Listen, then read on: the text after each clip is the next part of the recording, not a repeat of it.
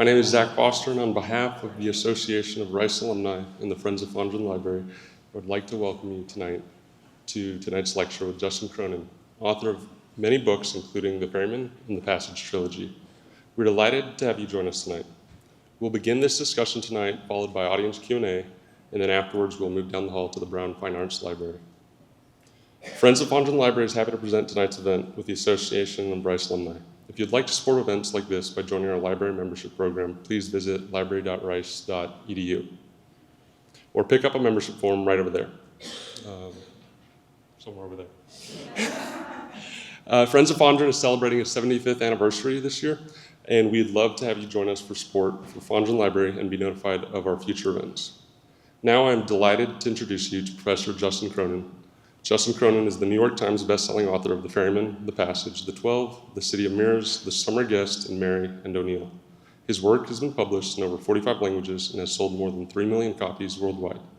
A writer in residence at Rice University, he divides his time between Houston, Texas, and Cape Cod, Massachusetts. Please join me in now welcoming Justin Cronin.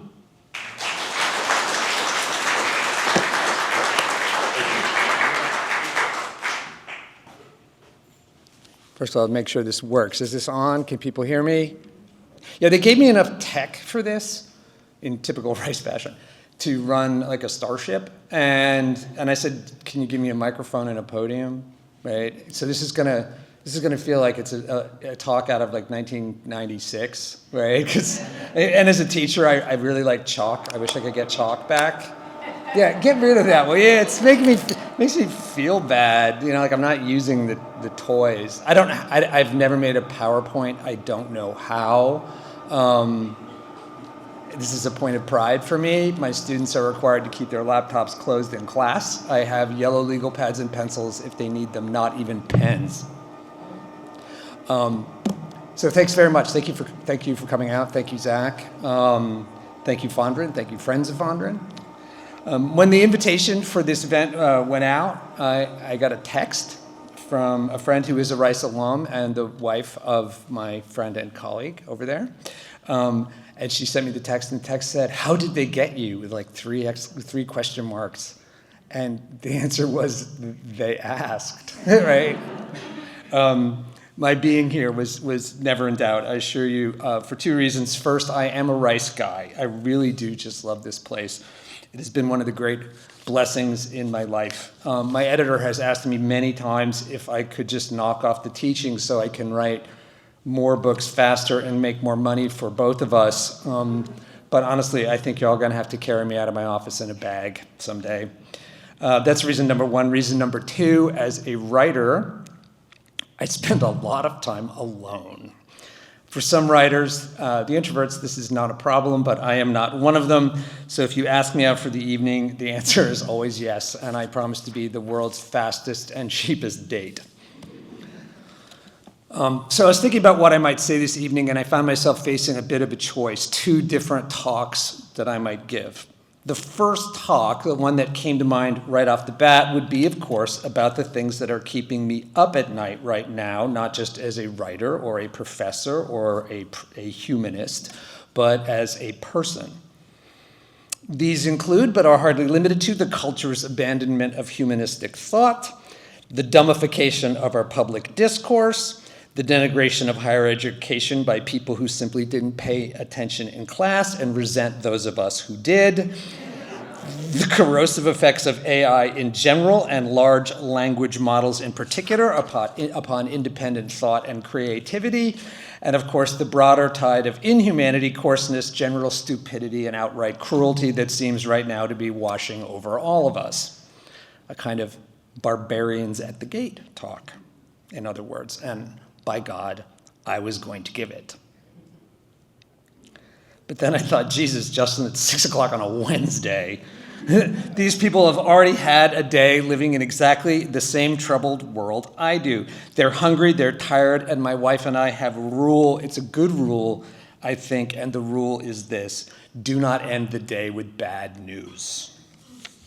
And if you can, end it the way that children like to end the day, which is to say, with a story. So the story I'm going to tell you is about being a writer and about Rice, and about Houston generally. It's a story about art and learning to see, and it falls within what is arguably my favorite genre, which is the male midlife crisis narrative. I see some of the gentlemen nodding. Yes, you are my brothers. All right. Now, I've had about 5 or 6 midlife crises. Once you've had one, it's kind of hard to stop. But the crisis I'm going to tell you about begins in the fall of 2003 when I came to Rice. To set the scene, I was 41 years old, 1 book published, a second one about to come out. Our daughter was entering the 1st grade. My son had just been born. For 11 years, I had been teaching writing of various kinds, 4 and sometimes 5 classes per semester at a small Catholic college in an economically depressed neighborhood of Philadelphia, while my wife taught high school English at a private school, simultaneously pursuing a PhD at night. The house where we lived was a sort of charming old wreck bought on the cheap with a view of a vacant church across the street where my neighbors' children laughed and played, and as they grew older, fought and drank and got one another pregnant and sold drugs. Our jobs were rewarding and at times even fun, but the salaries were terrible and went nowhere. To shore up the deficit, I worked a second job as a freelance writer, accepting virtually any assignment that would pay. This included writing several travel books describing places I had never been, the memoirs of an elderly gentleman who had done some remarkable things with his life but seemed to have no memories of them at all and was happy to have me make them up, 400 author biographies for a literary reference book, and my crowning achievement for the Reader's Digest, writing the entire history of the world in 25 pages. And somehow in the midst of this, I was also trying to write fiction. For 10 years, I don't think I ever went to sleep, but those were my 30s, a distant dream. Now, I assure you, a time when you can still get away with that kind of stuff. Apart from the clouds of pot smoke that flowed through my daughter's bedroom window on summer evenings, it was not a bad life. Then a couple things happened. The first thing was that Al Gore invented the internet, as you may recall. Virtually overnight, whole segments of the publishing industry disappeared, and I'm speaking of the kinds of unglamorous work that I've been doing for people like the Digest. Armchair travel, gee whiz science, heavily illustrated reference books, all of them were gone in a stroke, replaced by websites and apps that paid a fraction of what I'd been making, or nothing at all. The second thing that happened was something that in my household has come to be known as the bad clam. There is a point to this story. In the summer of 2002, my wife and I rented a house on Cape Cod where I'd spent some of my summers as a kid. We had a wonderful 2 weeks, and on our final afternoon, we stopped at a seafood shack for the final clam rolls, returned to the house to pack our gear, and drove out of town. Within just a few miles, my wife had begun to perspire heavily, and then, with a touching feminine softness, to moan. "Bad clam," she said, "bad clam." Now, when my wife is ill, she likes to do it alone. This is the only way in which she could be said to resemble an elephant. So I pulled into the parking lot of a Stop and Shop, and my daughter and I went into the store to pick up a few supplies for the drive: water, snacks, a basin, which we were surely going to need, and returned to the car 15 minutes later, expecting to see a terrible scene of woe and degradation, but we didn't. There was my wife, alert and happy and sitting up, miraculously cured. "I don't know what it was," she said. "I felt so terrible, and now I'm fine." And thus an angel got its wings, and our son was conceived. As I think my fellow writers will agree, and the truth is we all know each other, a lot of writing comes down to pretty intangible stuff that's hard and sometimes impossible to explain. But all of this still has to happen within the same boring algorithm of any other career, which is to say time and money and who does what to feed the little birdies in the nest. Raymond Carver famously said that he invented, or at least revived, the minimalist short story because circumstances compelled him to write while simultaneously supervising young children in a laundromat. I don't doubt this.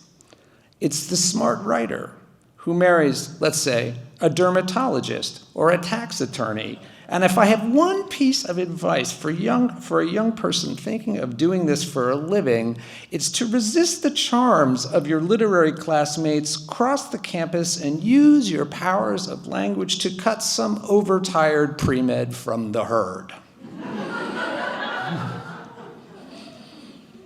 But my wife and I were not that smart.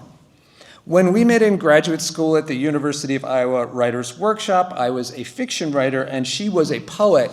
And let me tell you, there are literally dozens of dollars to be made in poetry. She has since confessed to me that from a poet's point of view, a fiction writer looks like a hedge fund manager. The poor woman actually thought she was trading up. Ours is a story that indeed ends well, but by all rights, it shouldn't have. And back in 2002, a second child, though very welcome and much adored, was going to obliterate us financially. So we'd had a good life, our Paris in the 20s, but it was ending. I went looking for a new job in a new town, someplace we could reboot with the chance of banging another piton into the hard rock wall of middle-class life. Along came Rice, about which I knew nothing, and Houston, about which I knew very little, other than the fact that it was the city that astronauts were always calling on the astronaut phone. Such was our innocence that when I told my wife there was a job in Houston, Texas that looked interesting, her response was, "I've always wanted to live in the desert." Maybe at night we'll be able to see the stars. It did sound nice. A common misconception, and of course, one that was swiftly corrected when we flew down in March 2003 to look for a house. Now, by now, of course, we had heard rumors about summer. When you're moving to Houston, sooner or later, somebody pulls you aside and gives you the news, like a long-term convict warning you about certain especially brutal guards. But as we all know, March is our city's golden meteorological zone. The sight of so many flowers blooming, the happy scrim of pollen on the cars, the feel of warm sunshine on our faces while we sat on a restaurant patio within sight of not one but two freeways, the pyramids of Houston, put us off our guard. Thus, in a state of complete innocence, we made an offer on a house, returned to Philadelphia, had a baby, packed up, waited a few days for our earthly goods to cross the continent, boarded a plane with our 6-year-old daughter and 10-week-old son, and a portable circus of luggage and baby gear to begin our new life in Houston, Texas, which was not the desert, but had seemed perfectly nice on a spring afternoon, arriving at the noon hour on a Saturday in the second week of July. The pilot had probably said something about the temperature being about the same as the surface of Mercury, but somehow with the kids and all the rest, we had missed this. As we stood at the curb waiting for the rental car shuttle, attempting to breathe like a couple of Homo sapiens, a kind of stunned silence descended over my family. This did not seem to be what the literature had promised. To make matters worse, when we got to the house, the air conditioning was out, and if the temperature was any indication, it had been out for weeks. A roach the size of a baby lobster was lying dead in the middle of the living room, as if to say that not even the hardiest of life forms could survive in such a place.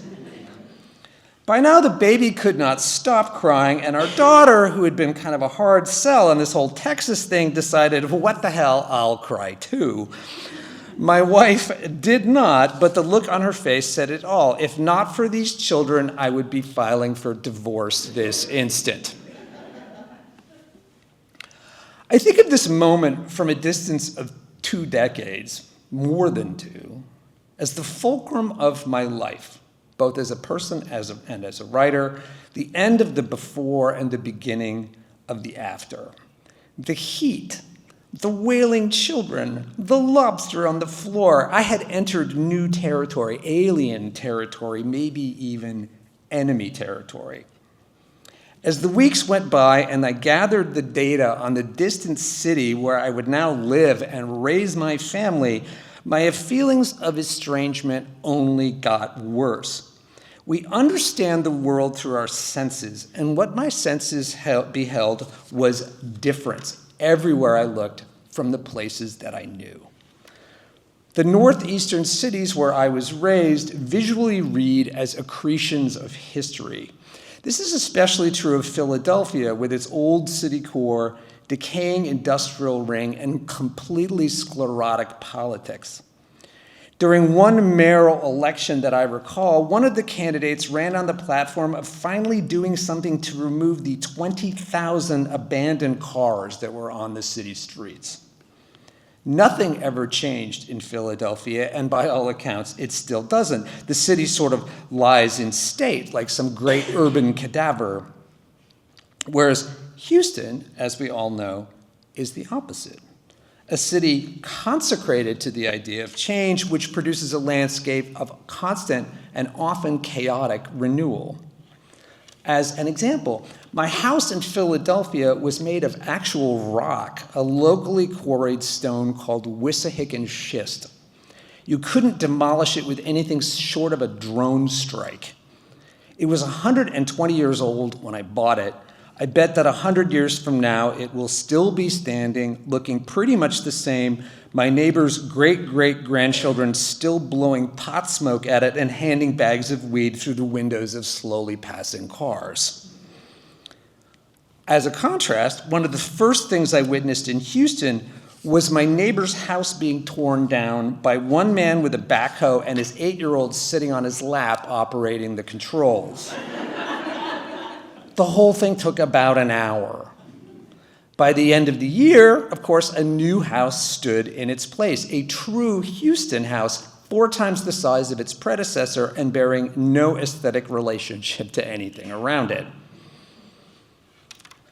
And yet, within a period of about 2 years, something began to happen to me. Things began to make a kind of weird visual sense.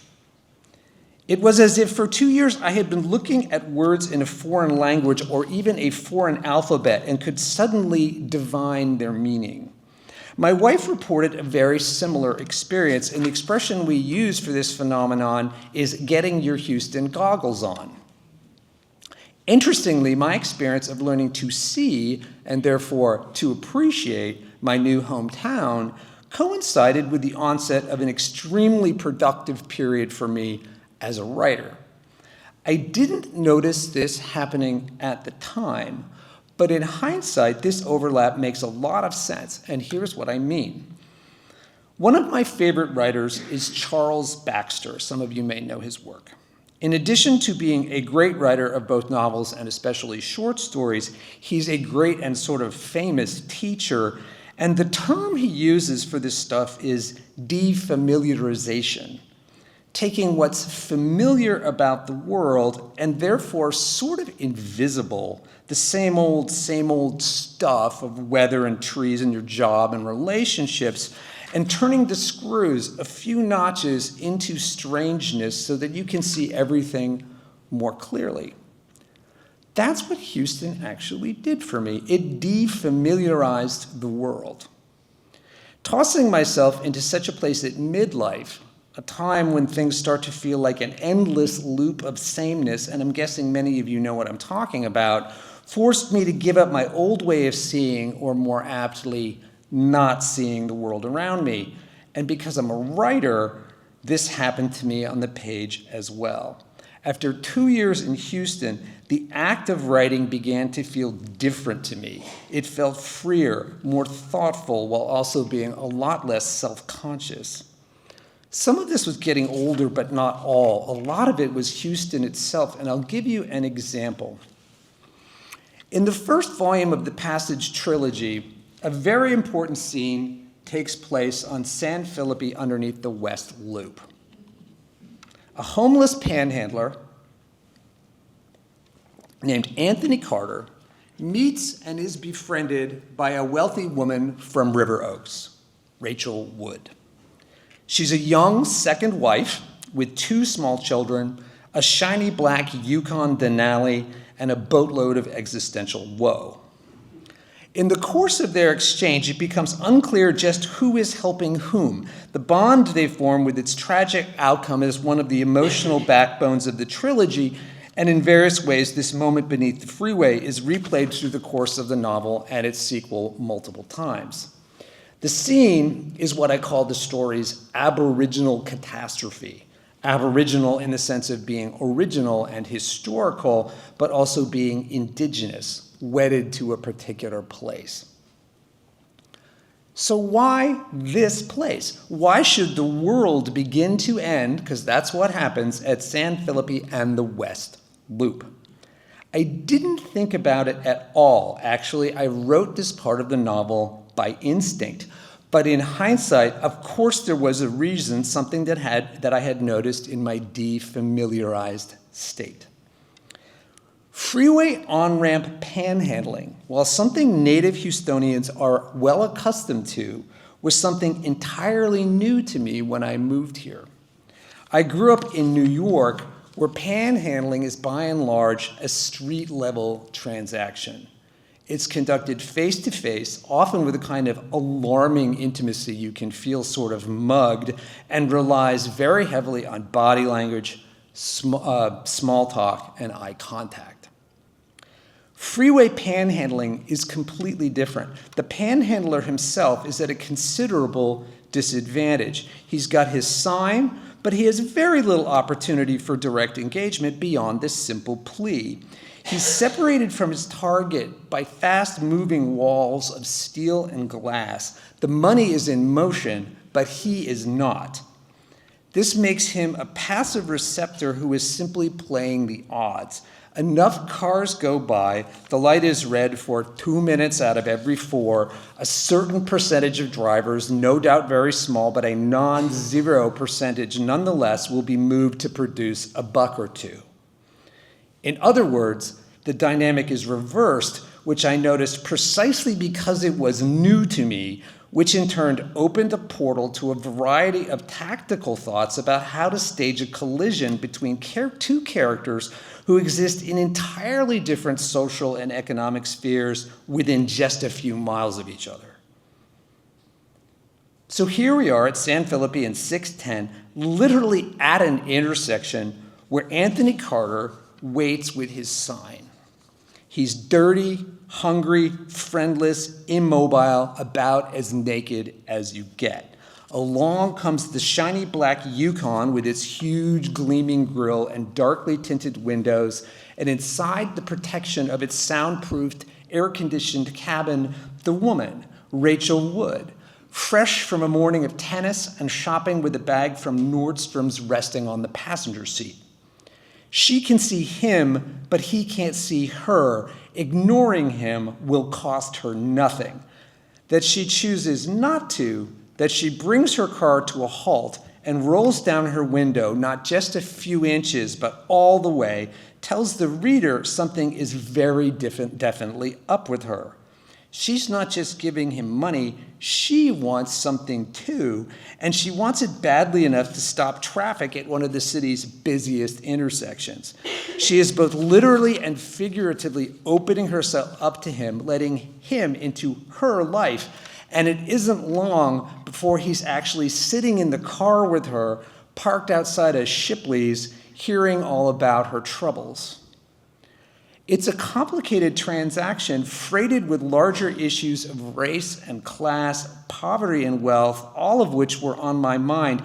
But it's also a scene about 2 people in Houston, in this place and no other. One rich, one poor, both in trouble and needing one another so badly that the universe has obliged them by pushing them together.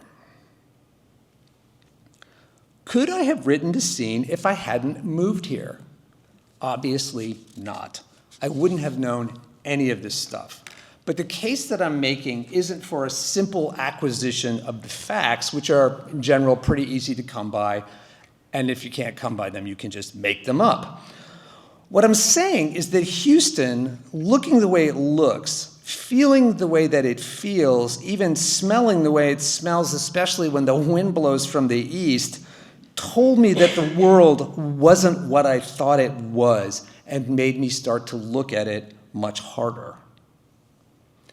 That's the first thing that Houston, being Houston, did for me as a midlife writer. Here's the second. A lot of people actually seem to know the official version of how I came up with the idea of the passage, so I'm not going to repeat the whole thing. It's sort of become publishing lore, and the story is made better by the fact that it's actually true. I did, in fact, write that trilogy, all 950,000 words of it, on a dare from my then 8-year-old daughter, who told me that she thought my other books were probably boring. We did indeed build the stories outlined together over a 3-month period as a kind of game, and yes, all of this occurred while I was jogging and she was riding alongside on her bicycle. This got reported on in the press. The official version of this story goes on to say that this experience was so uniquely magical that I instantly put everything aside to write the novels and write the novel and its sequels. This happened eventually, but not right away, and for a good reason that I find very instructive. I didn't think I could afford to do it. I thought it was actually going to ruin me.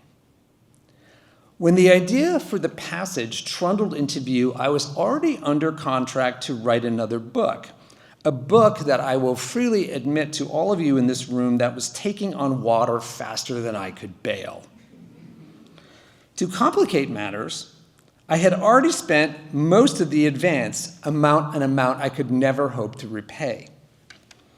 The logical thing, indeed the only thing to do, was to be an adult, suck it up, and finish that other novel first so I could get out from under the company's store and move on. I believed that the passage could be and was a better book than the one I was trying to write. But I also knew how different it was, which was a problem, because the publishing business much prefers it if you write the same sorts of books again and again to appeal to a specific audience which they can build over time. That is how the business runs.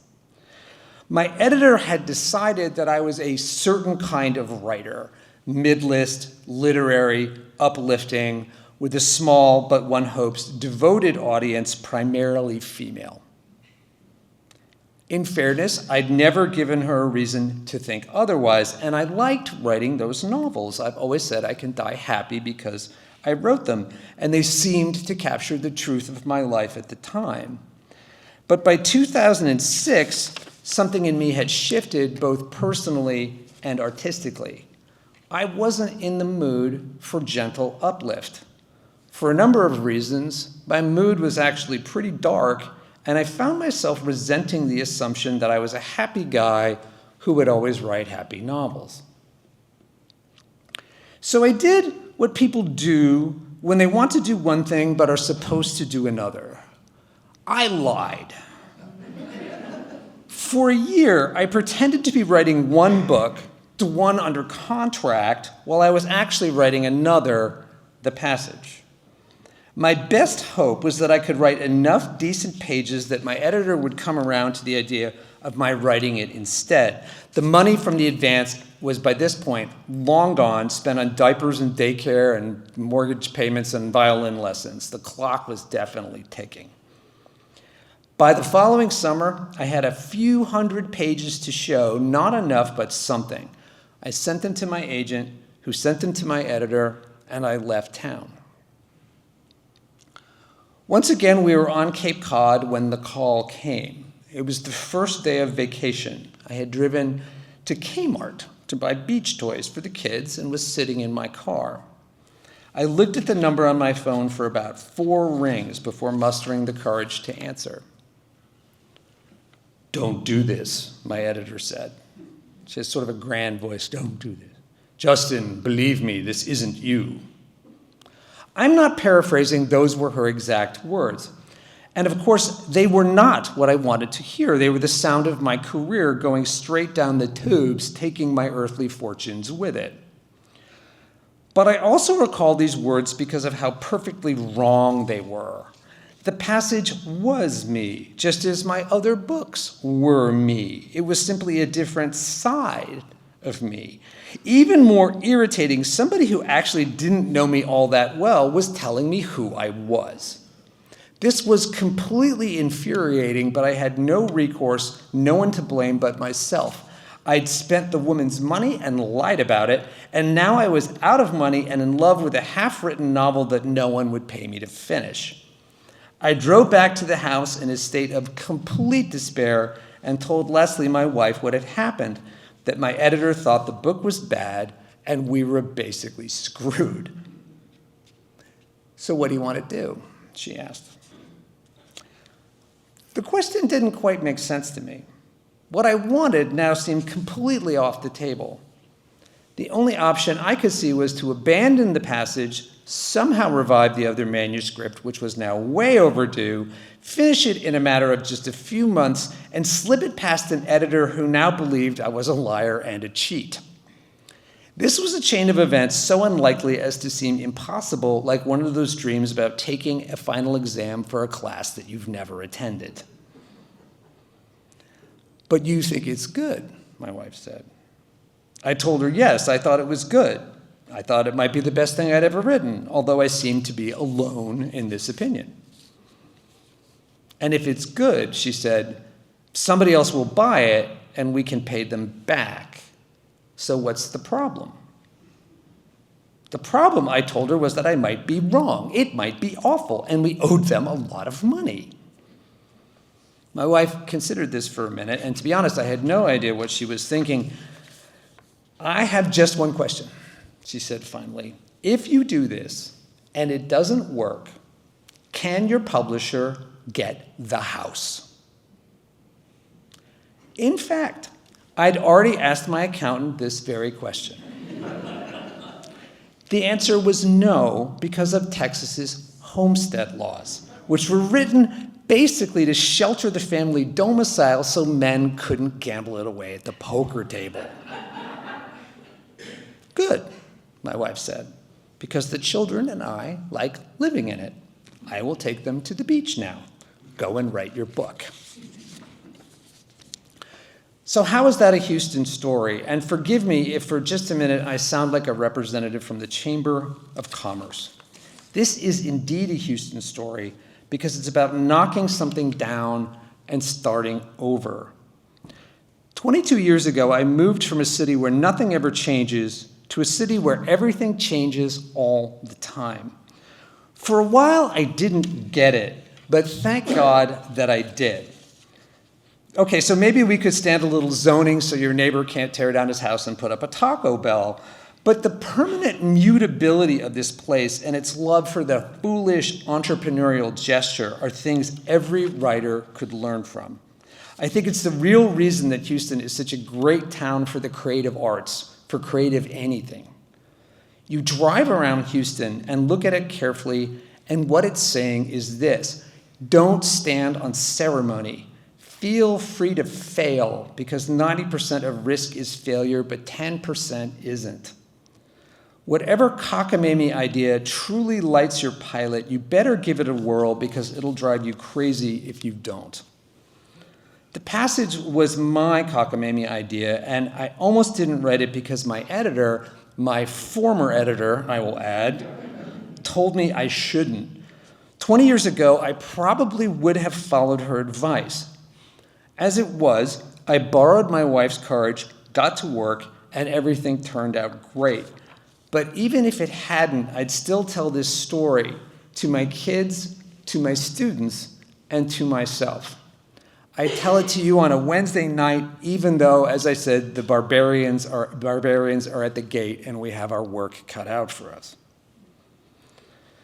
The children in this story I just told are now adults.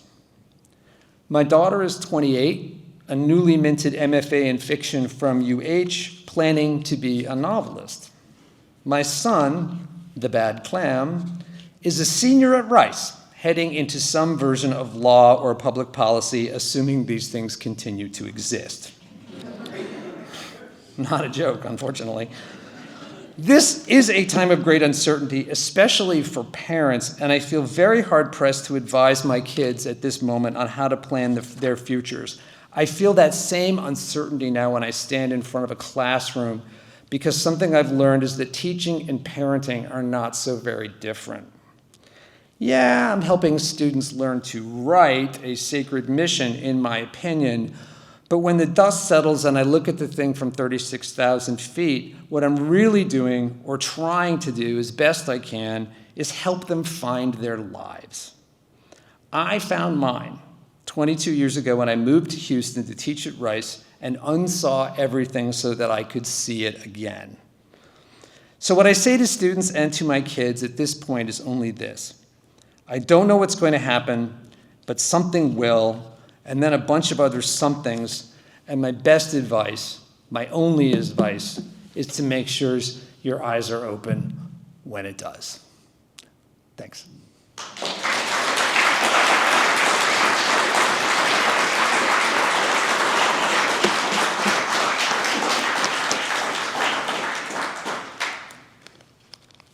Thank you, Justin. We appreciate you sharing your story with us tonight. And now let's give our audience members an opportunity to ask some questions.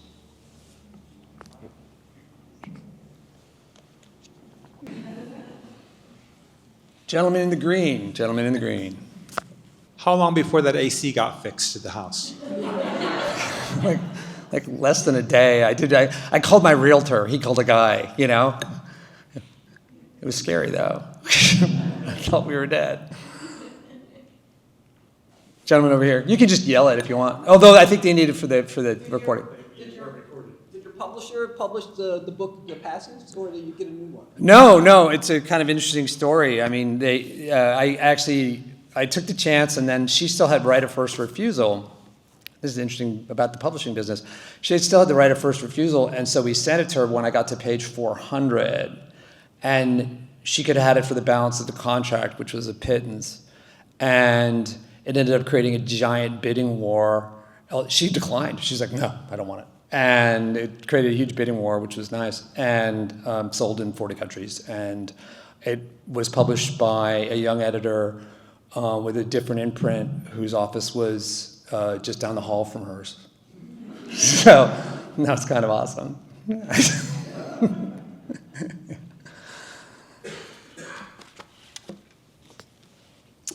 This may be a stupid question, but I noticed in your books that for dialogue, instead of quotation marks, it's written in italics. And No, not only in one section of the book. Oh, okay. I did that in the first chapter of Yeah. the first volume, and I used that sort of as a tonal trick because that was the part of the novel that was like deep backstory, and I wanted to move very quickly, okay. and I wanted it to all sort of be at the same rhetorical level, which is that dialogue on the page, when you throw quotes around something, the reader's eye naturally tries to hurry up to get to it, and there's a lot of sort of psychological reasons for that, and I'll save that for a class, which is I talked about it actually on Monday with students.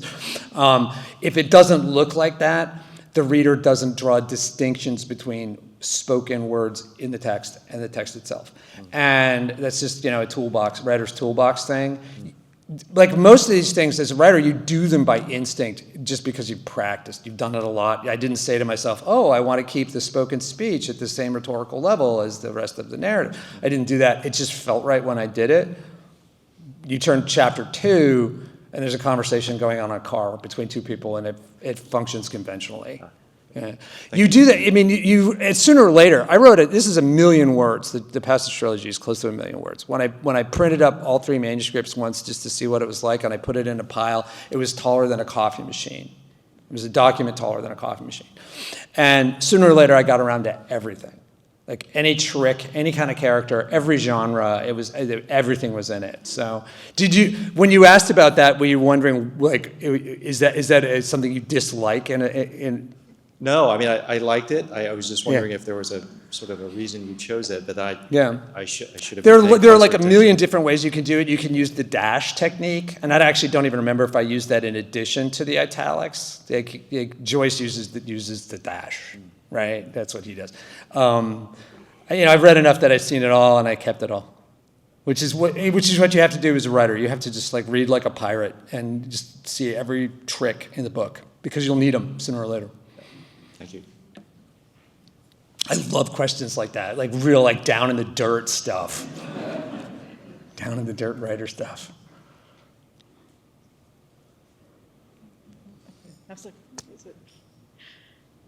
How many different stories do you have in your head at one time, and what does it take for you to decide one becomes a novel versus the others? You write the book that asks you to write it, is how I put it. I have like lists of things that might be interesting to get around to at some point. And that very often that list is meaningless because you had that idea 3 years ago and it's just not what you're interested in at the moment. And when I finished the Passage trilogy, my next book was The Ferryman. It took me quite a while to write it too. I was really out of gas. But I had the list, and I went back to the list and looked at the list and was kind of thinking about it. And then I was out taking a walk. For those of you who've read The Ferryman, this will make more sense. I was taking a walk on a pretty starry night on the Cape when you can actually see the stars as opposed to Houston. And it was a beautiful night, and a word dropped into my head, and I did not know, I'd never heard the word before. And in fact, it was the word Oranios. Has anybody read The Ferryman? A couple of you, right? It was the word Oranios. I had no idea what it was, right? And it's actually a variation of the spelling of the god Uranos. And it just like came out of nowhere. And for those of you who read the novel too, it makes a lot of sense that this word would occur to me on a starry night. Am I right? And I had to go figure it out. I was like, what is this about? And I didn't want to do anything with it, but it just kept insisting on itself.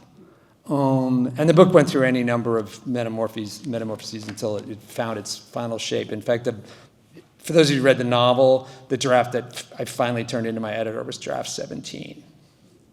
And it's a long book. It was like it wasn't as long as the other ones, but it was close to 150,000 words. Yeah. Lady here, yeah. So you went to the Iowa MFA program and your daughter went to U of H. Mm-hmm. And they're top MFA programs nowadays. But MFA programs seem to be, writing programs, springing up all over the country. There's a lot of them, yeah. So I'd be interested in your opinion about MFA programs. Did you find it valuable besides meeting your wife there? Yeah, so yes, right? Am I right? She was this beautiful waif. Like when I went into her apartment for the first time and I opened the door of the refrigerator, there was only a jar of mustard. It seemed like such a poet thing, She lived on flowers, I don't know. Yeah. No, the question is, was it, I went in the 80s. So what happened to me there, what it was like, it changed completely, I'm sure. All my former teachers are gone, some of them are deceased. I think MFA program for me, but I think the utility is the same. For me, it was, I had been teaching high school English in a number of places, Honolulu and Los Angeles after college graduation. I had no idea what I wanted to do with my life. I was an English major. I did not even have the slightest inclination to even know what went on in the tall buildings downtown. I just knew it didn't suit me. And I had no idea what an MFA was. None. I had no idea. I'd never heard of a graduate program for writers. And I had no money either. So, but my sister gave me a copy for Christmas of that year, which I guess is 86. A copy of the Best American Short Stories of 1980, whatever, 85, I think was the book.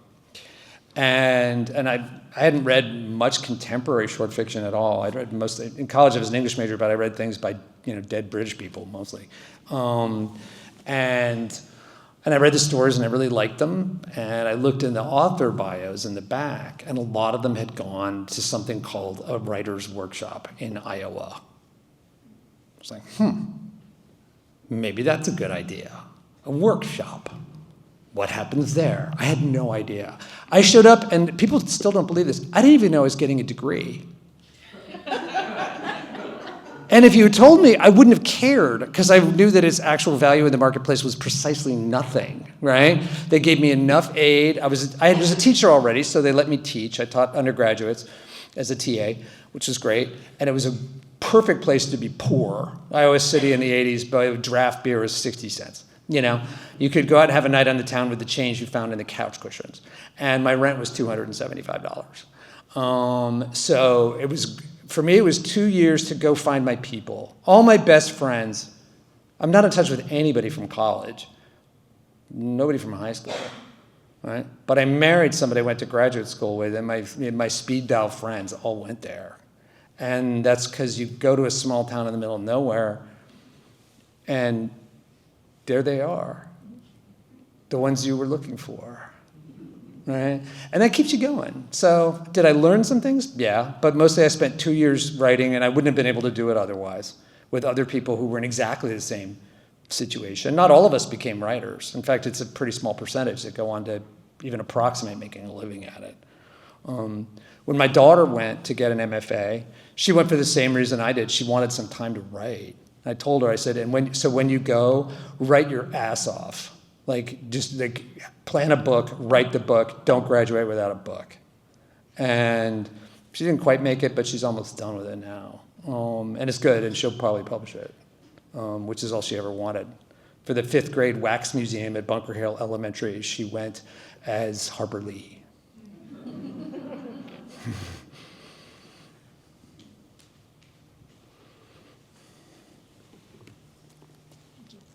I was wondering if you could share more about the places that you feature in some of your books, because I felt that you write with such specificity, even about a place like Banning, California, and the library there. It's to me as if you have been there or spent some time there. Okay, yeah. I mean, I love guardrails. I like things when I write. I want some things that are real, and I will adhere to their reality. Right, in the same way that I could never write, if I was a poet, which I'm not, I would never write free verse. I'd want to write something that has some rules, right? And reality gives you rules. So, for instance, for the passage, every place in the novel was someplace I had been, some cases for extended periods of time. The scene in Memphis, for instance, right? I lived in Memphis right near the zoo, okay? And for a year, I was a visiting professor at the University of Memphis. For the first colony is based on the town of Idlewild, California, where I spent the summer with my wife teaching at an arts institute that's up on the top of this mountain. And so we saw Banning and Beaumont and all those places in Southern California. I lived in Southern California for a while. For the trip that the characters take from what is Idlewild to Telluride, Colorado, I took that trip twice. I followed the exact route that they would take, except for the part where they would cross the test range. The missile test range. I tried to get in there, and I was met by some of the most bored members of our armed forces, right? Who did indeed let me go. It looks like you could just go through it. There's ground sensors everywhere, okay? They sent me away. But except for that, I went to every place, and I did it at the same time as a year that they did it, so that I would notice the little things, like what do the trees look like? How cold does it get at night? Stuff like that. So, and of course, there's huge sections of Texas in the last 2 books, and that was easy. But I loved writing about Texas. Oh, by the way, Houston, after the apocalypse, turns into Jello basically, and there's an oil tanker in the middle of downtown, and it's shoved right up against the building where my accountant's office is. And right? Why not? Is that a good answer for you? Yeah.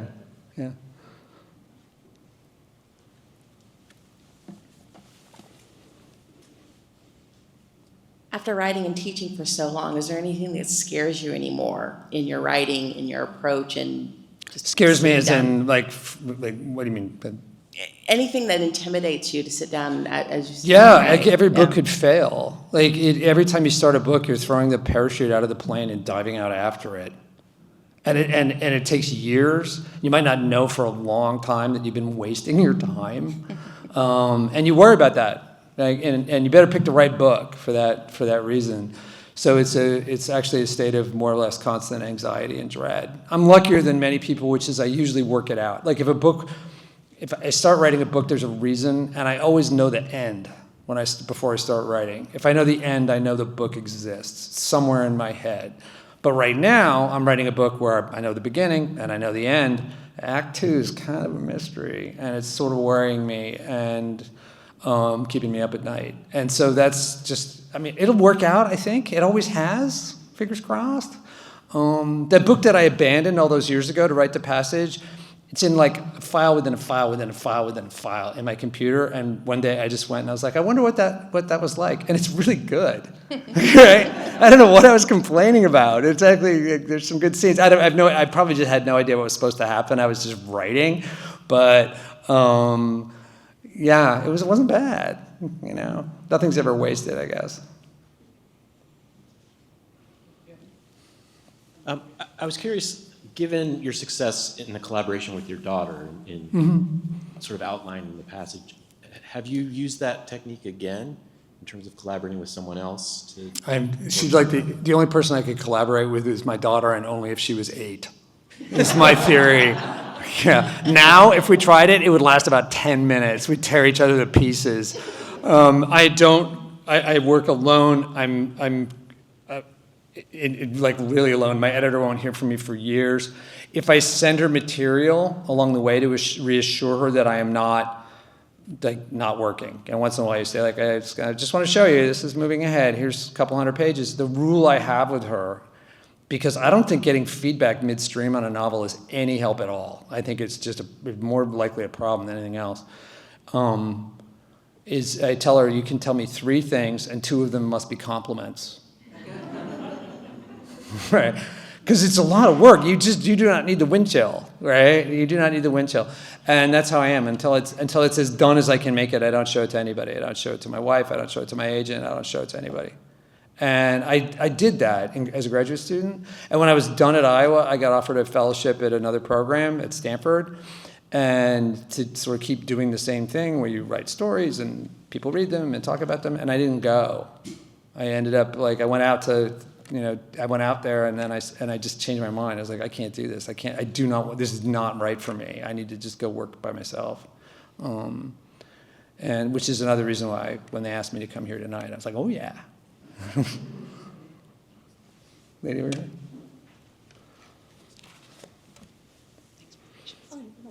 Hi, I was wondering if you've read any books lately that you would recommend, specifically fiction.